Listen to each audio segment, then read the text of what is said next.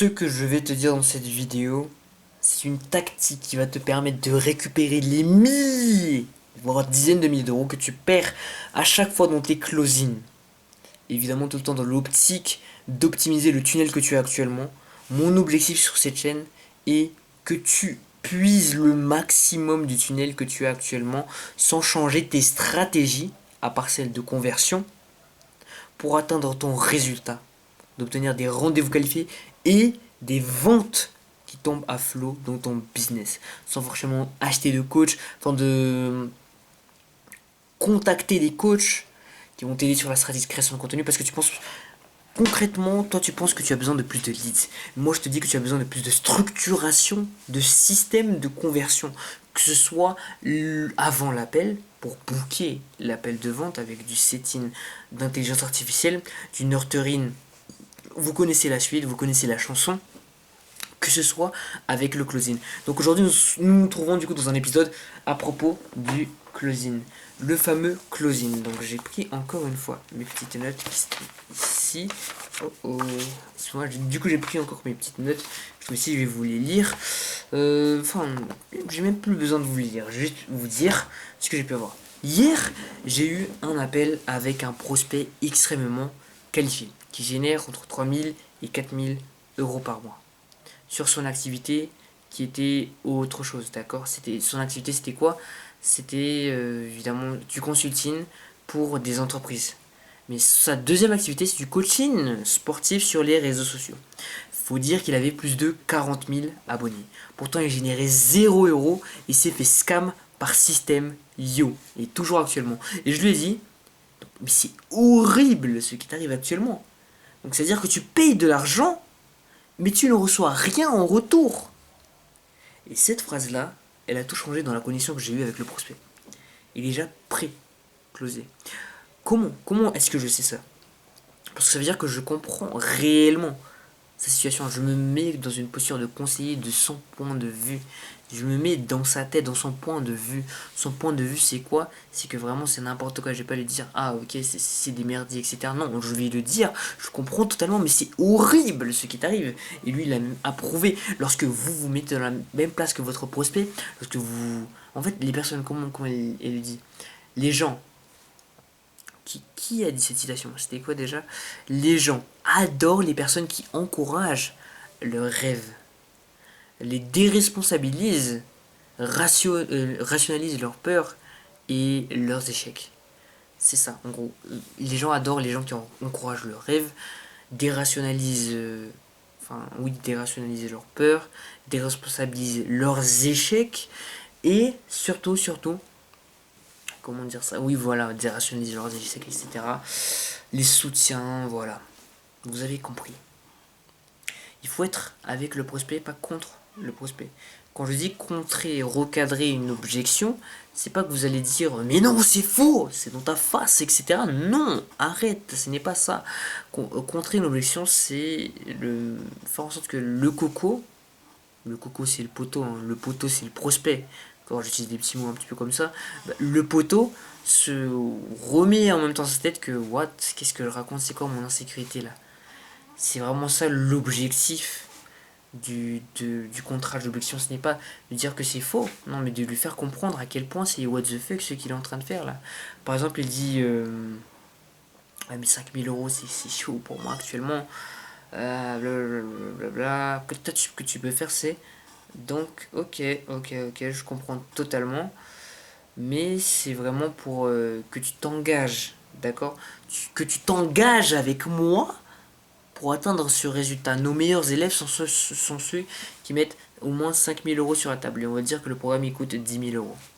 Et je ne pourrais pas faire plus bas parce que les 5000 € c'est vraiment quelque chose qui va te mettre dos au mur, qui va te permettre de prendre du risque, de t'engager pour atteindre le résultat que toi tu souhaites. C'est ça ce que ça va permettre, les 5000 €. C'est 5000 € d'investissement. Et ça va en gros étiqueter la personne qui va dire ah oui mais c'est vrai, ce truc de dire c'est vrai, ça casse l'expectation qu'elle a eu de toi, tu vois, ça casse ses croyances. His thinking is non, expectation, c'était pas ça, c'était avant expectation, c'était autre chose, il y avait un autre truc. Mais anyways, vous devez, en gros, pour les objections, de le faire rendre compte, que ce soit par des choses logiques, ou bien par des questionnements que le prospect est en train de juste faire du bullshit en fait. Comment détecter le bullshit? Quand quelqu'un ne veut pas dire, par exemple, quelle somme est-il prêt à investir, ce que j'ai remarqué, c'est qu'il faut lui rassurer avec quelque chose de logique. Donc par exemple, il dit combien tu serais prêt à investir pour une solution pareille.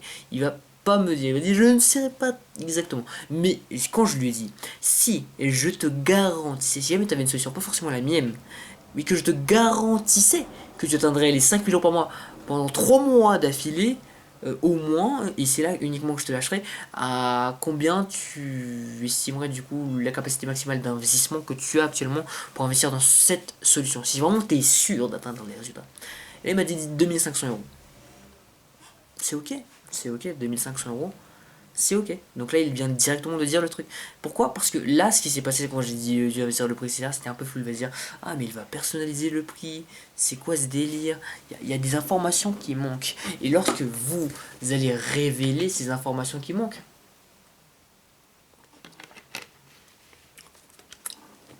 il sera beaucoup plus facile de contrôler l'objection de la personne. Et quand on contre une objection, c'est toujours d'être dans l'optique d'être avec la personne, d'aller avec cette personne et ensuite de recadrer la conversation en lui remettant en question, en mettant de la logique et en lui faisant sortir du coup de cet ego. Par exemple, si vous prospectez quelqu'un, que ce soit en prospection, on voit c'est la même chose, le closing, la prospection c'est la même chose. Vous allez prospecter l'humain, la personne, etc. Il va dire tout va bien. Donc tu vas dire oui, mais même Elon Musk, il y a des problèmes, etc. On peut dire que tout va bien, si toi t'allais bien, tu serais déjà à 100 k par mois, etc. Enfin, ne mets pas, tu serais déjà à 100 k par mois, il va dire ah, mais oui, nanana, déjà tu l'attaques. Vraiment, que tu attaques la personne sans forcément l'attaquer directement en disant tu serais déjà à 100 k par mois, etc. Et il faut que tu lui dises, par exemple, Elon Musk qui gagne 1 million d'euros par jour, par heure peut-être, lui-même il a des problèmes. Lui-même, il a des soucis, des blocages. C'est pour ça qu'il embauche les meilleures personnes pour, du coup, régler ses soucis. Et ça, par exemple, quand il dit que tout va bien, ok, mais oui, oui, chacun a ses problèmes, etc. Et après, là, il sort la vraie objection, c'est que je suis déjà accompagné. Parce qu'en fait, il avait cette peur. En gros, il voulait juste que tu te lâches. Déjà, il voulait te filtrer. Il voulait tester si jamais toi, t'étais un de ces setters, un de ces gros lards d'infopreneurs qui vont de venir le contacter, etc. Du coup, il va dire tout va bien. Il va voir comment est-ce que toi, tu réponds. Donc, ça, c'est un test, mais en même temps, c'est un truc pour te dire je suis pas très ouvert. Et si quelqu'un n'est pas très ouvert, alors ce n'est pas forcément une raison d'arrêter de toquer à la porte.